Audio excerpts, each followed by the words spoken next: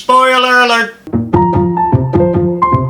So after what feels like months of not being able to turn on a single screen, whether it be my phone screen or TV screen, and see Hugh Jackman and Ryan Reynolds' faces promoting this movie, Deadpool and Wolverine is finally here. I don't know if anybody even really wants to be hard on this movie. Obviously the most hyped movie of the whole year, and it really feels like it's been the most hyped up movie of this entire decade. But is it ultimately worth all this hype and promotion? Let me start things off nice by saying that this is the closest resemblance to a comic book that we've had in a Marvel movie. All the action shots look like they were pulled straight out of a comic book. Most of the X-Men movies that we've gotten are loosely based off the comic material for the most part. This is significantly less loose. Hell, she tied. Let me then counter that by saying that this movie leans heavy on a couple specific things. The graphics, the choreography,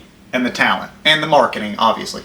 But that doesn't say shit about the quality of the film. The writing in this movie isn't structured very tight and has like some unexpected filler. Certain plot points really catch us by surprise. They're there for convenience sake and they disregard the other movies. But you can tell that they weren't really trying to shoot for something with as much heart as the first two. But it's Deadpool, you know, if anybody's allowed to get away with it, it's him. That's not to say that it didn't have any heart at all. You can feel the chemistry between Hugh Jackman and Ryan Reynolds. But there's some heartfelt moments that they try to shoot for that just aren't there. Making Vanessa and Wade be broken up just out of thin air, I mean, I don't buy it. I don't feel that heart. I mean, it's just kind of lazy to me. I could bitch a little bit about the underuse of Colossus and the fact that there were no nods to Domino or Cable. But you can't really bitch too much because, you know, we came to see Deadpool and Wolverine. You know, we want the focus to be on them, as much on them as possible. And that part hits hard. I mean, you really feel the chemistry between Hugh Jackman and Ryan Reynolds. They're freaking hilarious together. We had this long dramatic build-up to Wolverine's backstory. And I was very, very underwhelmed because I did want to see like a physical flashback. Not to mention, I also would have liked for it to be a lot more dramatic than what it was that was so traumatic for the character. The fact that he was responsible for the X-Men's deaths, I mean, that is a really, really good concept to run with, but I feel like they could have executed it a little bit better. But kudos to Hugh Jackman because the monologue that he gave explaining the whole ordeal was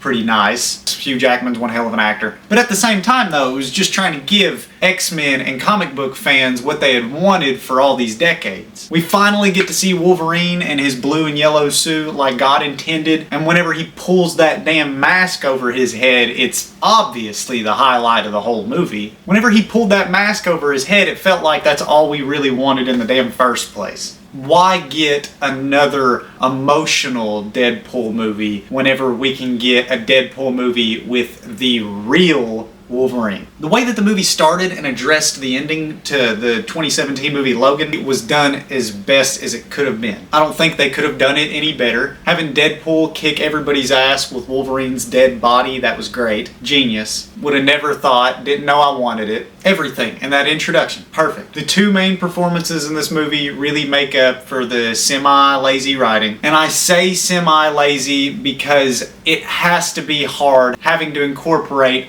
all of those cameos into the main storyline. If this movie is your introduction to the MCU, it is going to confuse the hell out of you. You have to know a lot about certain Marvel movies and shows. But that's what this was trying to go for, kinda. You know, it was kinda trying to be the Who Framed Roger Rabbit of the Marvel movies. What the filmmakers were shooting to do, they did so very well. They wanted to introduce Deadpool and Wolverine into the MCU, which they did, and they wanted to bring a comic book straight off the pages, and for most of the action scenes, it's exactly that. Wolverine fans really don't have anything else to ask for after this one. They really pulled off what I think they were going for. So overall, yeah, it has a little bit more flaws than the other two Deadpool movies, but it was a different Deadpool movie. It went for a different vibe. It sustained that vibe. I'd give this movie a solid 75%. There's just some lazy writing in there that makes for a lot of questions, but it gave us the classic Wolverine we always wanted and introduced Deadpool and Wolverine into the MCU. I'm set.